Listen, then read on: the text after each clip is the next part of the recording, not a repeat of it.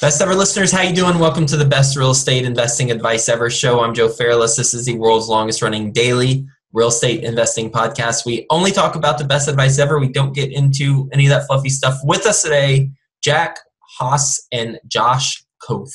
How you doing, Jack and Josh? Hey, it's great to be on your show. Doing well up here in the upper Midwest. Summer finally hit. We're hoping it lasts more than a week this time. Yes. Fingers crossed for me too. And by the time this episode airs, I think you will be nice and toasty. That's for sure. Well, looking forward to our conversation. A little bit more about Jack and Josh. They're the hosts of the real estate podcast called REI Rookies Podcast. They also have a company called Value Property Partners where their main focus is buy and hold single-family homes, and they do some things to acquire wealth to buy those properties, like wholesaling and fixing and flipping. And on the podcast, they share their experience and lessons that they learn as they work towards their financial freedom, and they interview others as well. So that being said, you two want to give the best ever listeners a little bit more about your background and your current focus? Sure.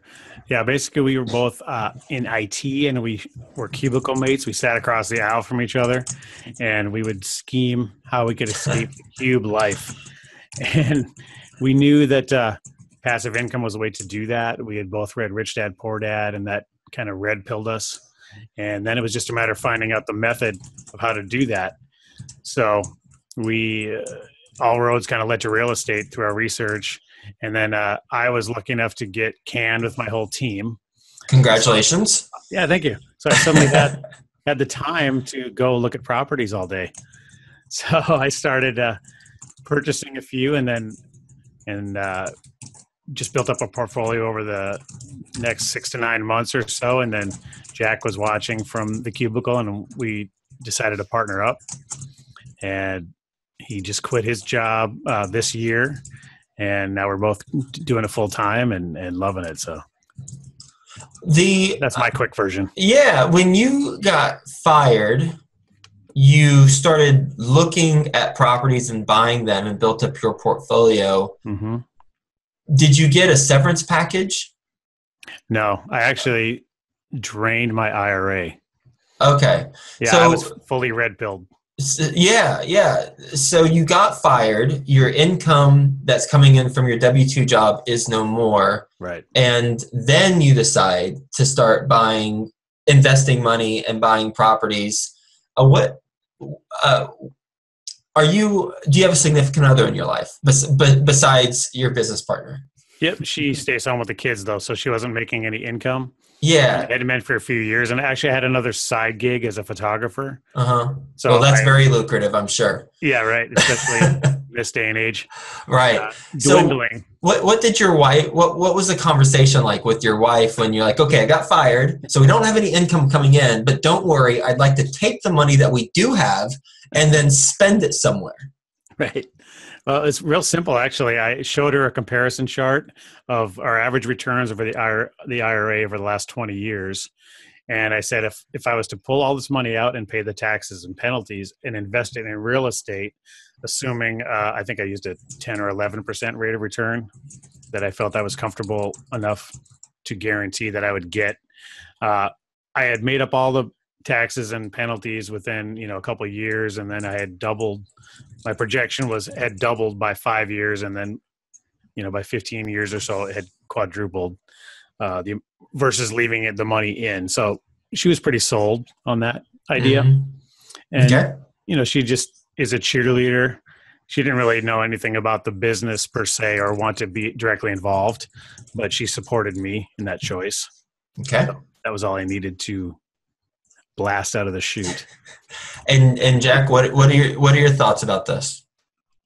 Well, I actually think that the team being laid off, I was on that same team, and about 2 weeks before the team got let go, I actually got a different job or a different role. Within the same company? Within the same company. So I actually think I took it harder than Josh. When I saw that whole team get let go, I realized that the corporate job wasn't as secure that I thought it was. Mm-hmm. And soon after that is when I bought my first duplex. Got it. And now how long ago was your first duplex? When did that happen? It's been spring of 2016. Spring of 2016. 2016, 17, like 2 years. So about 2 years ago, you got your first duplex, and now you two are partners. When did you two partner up? Well, basically, I had bought a few myself. Jack bought a few himself, and then we just kind of realized it would be smart of us to double our efforts. And we totally believe in the 1 + 1 can equal 5, right? You just your accountability is there, your efforts can be multiplied. So we started buying a few together and just have never looked back. And that was about 1.5 years ago. So, about 9 months into the journey or so, we decided let's just partner up. Mm-hmm. And I think we've purchased every property in that company's name that we formed together ever since. So how do you divide up responsibilities? Boy. Well, for a while, I was. Are things going to get awkward? Well, I shouldn't have to do all this, but I do have to, unfortunately. Well, that was where I guess we got lucky because we kind of entered in the partnership. I mean, we knew each other fairly well, but you never know someone's true personality until you're trying to make a living with them. Mm-hmm. It can get, like you said, get awkward, get ugly. So lucky, I think we both got lucky, though, in that our personalities are very even keeled. So, and we're both hardworking. So we just divvied up tasks. And as people were able to do them, I mean, we were both putting in the time. There was no question of either one of us putting in the hours. And things were happening and deals were getting done. And we're being successful. So it hasn't reached the point where we've had to question anybody's motivation yet. So, knock on wood, that doesn't happen. But specifically, what do each of you do? And if you need to use a deal as an example, I just like to know who does what. Yeah, I mean, we kind of both talk to sellers. When we do direct marketing and things, we kind of almost split that up evenly. It's really kind of if you kind of go out and find the connection. And if they bring you something, then you kind of take that deal to fruition. We don't really have things split up as far as, one person does acquisition, one does disposition. It's kind of a blend.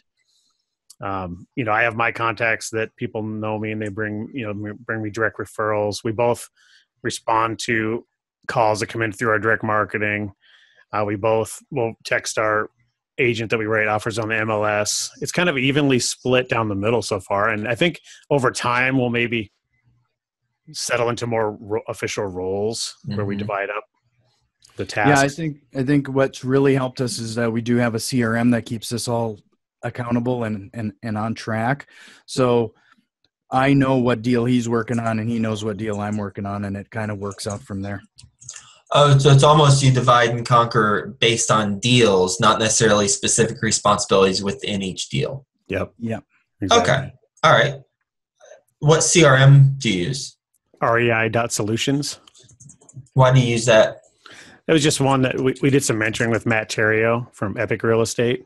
And that was one that his team they teach how to implement. And we're big believers in not reinventing the wheel. And if somebody has something that they're working and they can get it implemented in our business quickly, then we just had them do it for us, basically. So we didn't have to sit there and learn a CRM from the ground up. They just got it going for us, and we just took off running.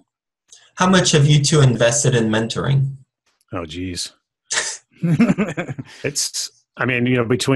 gone to a couple events and, paid for mentoring, traveled a couple of times. We're going to Indianapolis at the end of May here. I don't know, probably 50,000 total. And how do you justify that from an ROI standpoint? I mean, I think, it's been since we left there and paid for them to implement the CRM, our deal flow at least doubled versus what we were doing on our own previously, if not tripled. In fact, we've done more transactions as of May 1st than we had all last year. Wow. And so the proof is kind of in the pudding there. Mm-hmm. So that's really, and it was a leap of faith though. because you don't think, what kind of return am I going to get on this? But we didn't look at mentoring as an expense. We looked at it as an investment. Yep. And, we don't want to reinvent the wheel. So if there's somebody doing what we want to be doing, we'd rather just replicate their model and do it in our market. Sorry, go ahead. Oh, yeah, I was just going to say, and, we're in the upper Midwest in Fargo, North Dakota here. There's not a lot of people doing, the direct mail strategies and all the other things that are happening in bigger markets. So it was really a wide open playing field. I mean, when we talk to sellers, a lot of times we're the only one that's ever mailed them anything. So that's a good spot to be in, right? Mm-hmm. So not a lot of competition for off-market properties here. And can you two talk to us about your business model? Yeah. So, sorry, Jack. Why don't you tell him? No. I was just going to say that I'd say about, and I think we're unique in this market as well. We still get about half of our deals off the MLS, but a majority of them come through referrals. And Josh and I, part of that mentorship investment that we make is through joining as many networking groups locally as we can. Because we do, whether it is coming from a realtor through a pocket listing or somebody bringing a property to our attention, that's been one of our best investments so far. Okay. Yeah. And our basic business model is we use private money to make cash offers with no contingencies on properties in order to get the deepest discount. And then we try to buy them cheap enough where we can go to our local regional bank here and do a cash out refi, pay back the private lender with interest, and pull out all the money used to acquire the deal, and then just keep doing that over and over. And that allowed us to go from one deal every few months to one deal a month to now several a month. Just because now it's just a matter of how fast can we purchase a property, get the deed recorded, do a cash out refi. It's just about streamlining the process. And just, increasing our conversion rate with sellers and just getting more marketing out there too, to just get more deals in the front end of the funnel. Mm-hmm. Sounds like in order for a listener to replicate this type of model, they'll need deals, they'll need private money, and they'll need a lender to cash them out. Any other major important piece of that puzzle that you'd mention? Well, I mean, I guess, networking and just getting out there and telling everyone what you do and being as part of as many like networking groups as possible. That's a big piece of it too. But I guess that just kind of plays into the lead gen. But that's something that people can do when they're getting started that doesn't cost anything, right? You can go to Chamber of Commerce events, your local BNI, your Master Networks chapters. You can go attend all these events for free and just get your name out there and tell people what you're doing. So, our podcast, we kind of focus on beginner investors and kind of journaling our journey from the beginning. And we try to kind of boil everything down. So that's one way that people can really take action if they don't have a lot of money for marketing. Any specific example where you've seen the Chamber of Commerce or a meetup or something result in profit to you? Yeah. In fact, just last night when we were at our real estate investor, we don't have a REI club in town here, but so we took over the local real estate investor meetup group. How'd you take it over? Well, there was a different guy running it, and we just became so active in it and tried to help out as much as we could that when he left to move to a different area of the country, he just asked us, "Hey, do you guys want to take this over?" Why would he ever want to leave Fargo, North Dakota? I don't understand. For a lady. Oh, okay. There you go. Love. He followed love. Okay. He moved to Ohio. I don't know if that's that's even worse. No, I'm kidding. Yeah. So it was for love. All right. So fair enough. when he left and he asked us to take over, and it was just a matter of being in a position where, we were so active that it was kind of an obvious choice for him to go to us. Because he knew that we were passionate about it and we had attended every event and had we tried to give a lot of good value to it. And how many people were regularly attend that? Is it a monthly meetup? Yeah, that first Monday of every month. Yeah. Okay. How many people regularly attend? Last night it was almost a record attendance. It was like 30 some. Uh-huh. Typically we it's 15 to 20. Yeah. Cool. So anyway, I interrupted you because I wanted to hear how you took it over. Oh, but right. then, Yeah. So then while we were there, I got a text saying someone had accepted our offer on a house here in town. And it was just another investor group that was moving up into multifamily, and they needed the capital because there was I think some syndication going on, and they had the opportunity to buy in at a higher level if they could sell this last house they owned. mm-hmm. So actually they gave it to us at a great discount. And that was directly as a result of just being in front of people, because we didn't get it through marketing. We didn't get it through any other paid source. It was just for being out there. And in fact, I think it was somebody we used to work with. So it was just a matter of telling. It was a free marketing method, right? Just telling everybody what you do. And he saw that we were doing deals, gave us a shot at it. We made an offer, and that was it. He accepted. With your business model, you find deals where you can buy on ideally a deep discount, and then you buy those with private money. Yep. You then get a lender after you close. You then get a lender to do a cash out refinance, or actually just put a loan on it. Yeah, we just call it a cash out refi. I don't know if that's a technical term, but right. So, what are the loan terms, and what lender do you use that allows you to? I guess it's just any loan. So I guess they're not allowing you. Yeah, but what lender? What I don't know the if terms? the name will help, just because it's a local. Yeah. Fair enough. Here, so it's just If you want to invest in Fargo, North Dakota, then talk to these guys, and they'll tell you who their team is. Yeah, right? they're called Black Ridge Bank, and they're very investor friendly. The guy that we talk to he gets it, and he has the least amount of hoops that we've ever had to jump through talking to lenders. Yep. So it's and then once you have a relationship built up, then it's just a point of, we just send him, here's another one we bought, here's the address, here's the amount we like to pull out, and he knows that we're making good deals and they're going to be well within his risk tolerance. And what is that risk tolerance? Well, if we can get something typically in Fargo Moorhead here, the tax assessed value will be about 10 to 15% below the market value of a property. So if we can buy a property for 80% of tax assessed value, he has no problem giving us that amount of money, because he knows he's still a good 20 to 30 below market value. Mm-hmm. Okay. And it's probably pretty easy.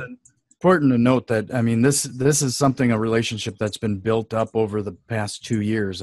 For him to get this comfortable, but we've heard time and time again by other podcasts and training material, it's those local banks with that local, more intimate relationship that you're going to get this type of return and relationship built up. We haven't had a lot of success with the larger banks and corporations because they do everything. They write everything in-house and make all the underwriting decisions in-house, and they hold the loans. They don't sell them off. So they're not having to check a bunch of boxes that Wells Fargo or Bank of America would require you to do in order to sell the loan. And I think the terms are, I don't even remember, they're like 4-point-something percent amortized over 20 years with a 5-year balloon. Pretty typical. Yep. On single family homes, the 5-year balloon. Yep. Okay. And what are your thoughts on doing that type of loan versus 30 years? Yeah. That was just what was offered to us, so we didn't really have a choice. But honestly, the average length, and we were just discussing this with him the other day, the average length of a loan in this type of situation is about 3.5 years. So typically we'll have either sold it, maybe wholesaled it to another investor, sold it to an occupant, or rolled it into something else. Rarely does the 5-year mark ever get hit. And if it does, we just re-up. People tend to get scared of balloons, like, oh my God, I'm going to have to come up with $100,000 all of a sudden one day. And really, that's not a reason to stop, because it's a lot easier to reorganize debt that exists on properties you own than it is to acquire a new property. So we'd much rather, it's not that we don't consider it a problem, but we'd much rather have that problem, if you want to call it a problem. Sure. Of just reshuffling the debt 5 years down the road. As buy and hold investors, how do you think about the 5-year time frame where you said, you might just get a new loan, but I think you just said most likely you're going to be done with that project. So how are you being buy and hold investors, but being done with the projects within 5 years? Well, some of them we end up, you just never know what you're going to do, right? Like, and you know, our mantra is if you buy it cheap enough, all exit strategies are possible. So sometimes you need cash, so you have to liquidate one or two. Mm-hmm. And we're not afraid to do that if we need to. And you know, if we know we're going to hold it for the long term, eventually I'm sure we'll roll it into like a portfolio type of loan, and maybe see if we can put together a package. And we've discussed this with them that's an option too. Say take 10 of these that we know are really solid. We're going to hang on to these long term and just roll them into one longer term loan. You know, that's an option too. So, I mean, we've only been doing this for 2 years and a couple of months. So, is there a management company coming from your group, do you think? You mean like would we? Yeah, let me ask more directly. Are you going to create a management company? I thought I'd be coy about it and but that didn't work. No, we have no problem paying vendors for what they're good at and outsourcing things. So we just hired a local property manager to handle all the properties. And from day one, we figured that expense into each deal. And we have somebody locally here manage everything. Cool. Based on your experience, what is your best real estate investing advice ever? I got one, but I'm going to let Jack go first. Well, I actually think my biggest one for me was get your mindset and know your numbers. I know that there's a lot of analysis paralysis around real estate investing, but we also find that in our group, people will do a deal for the sake of getting a deal done instead of understanding your numbers, staying true to it, and then strike when the iron is hot. It's great to have all of your numbers and your relationships in line and get that house in order, but you have to take that action when you are presented with the proper opportunity. The proper opportunity. I like that. That was my advice, was to take action even in the face of fear. I was just talking to a gentleman at our meetup last night, and he said he wrote his first offer and he was sick to his stomach. He thought he was going to throw up, and it was an all cash offer. And then he called the agent back and canceled it and said, I got to rate it conventional. I can't hang, I can't sleep. And, you know, action will cure all those fears. Because if he writes 5 offers a day for the next month, by the end of the month, he's not going to be queasy when he writes offers anymore. And so I say, no matter what, figure your, minimum standards out that you want to get out of a deal and stick to that. Figure out what price you want to offer on each property based on that. And our mantra is the asking price is meaningless. We just figure out what we would pay and just start writing offers like crazy. And that's the number one thing when I talk to people that are just getting going and they say, I can't find any deals. I say, well, how many offers have you written? They say, well, there's no deals out there. I say, well, you figure out the price you would pay and offer that and just do it consistently, so many a day, and I guarantee you'll do a deal eventually. And if it's a true deal, even if you don't have the money raised, the money will come because people will want to be involved in a true deal. On the money raised part, what terms do you provide to your private money people? Well, what we say is, what would you need to be able to do this deal? 70% return in 2 seconds. Now, what terms do you offer? Sold. Oh, really? I'd like to do a deal with you then. I mean, you never want to volunteer your highest rate that you'd be willing to pay right out of the gate because, you might be leaving money on the table. So we just go in under the assumption that their money, if it's sitting there in a CD or some other type of underperforming investment, if we can double, triple that rate of return, and it's something that's secured by actual real estate, virtually no risk. We feel confident just asking. And, we have in our minds, we have our upper limit that we would go to. What's the upper limit? Like 12%, like 1% a month is, something that we would be comfortable paying for short-term use of money. Because really we're just using the money for 30 days typically until we can get a cash out refi done. And in that case, do they only, I'm using only in air quotes, but only make 1% on their money? Yeah, like if we borrowed $100,000, they'd make $1,000 if we held the money for 30 days. God. And people do that, huh?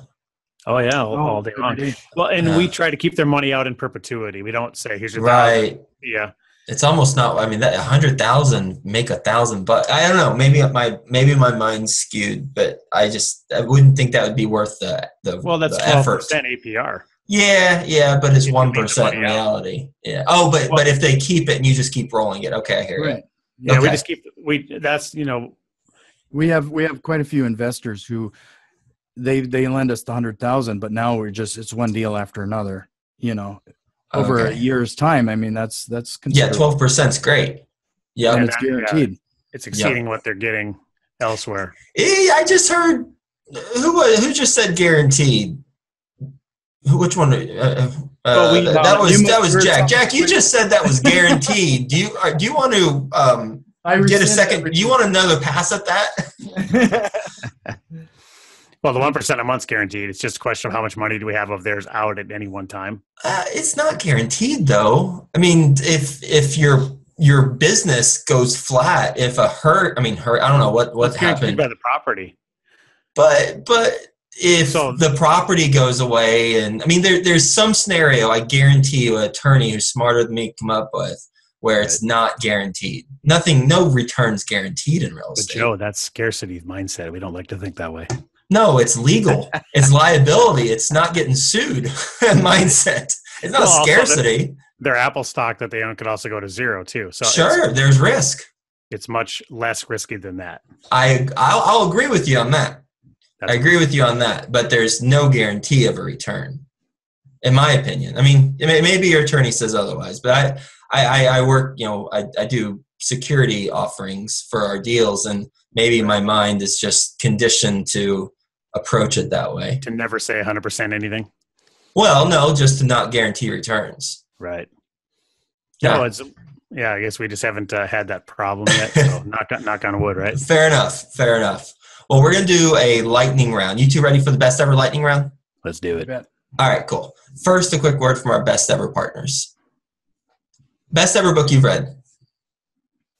The Cash Flow Quadrant by Robert Kiyosaki. Yes. And I would say Traveler's Gift.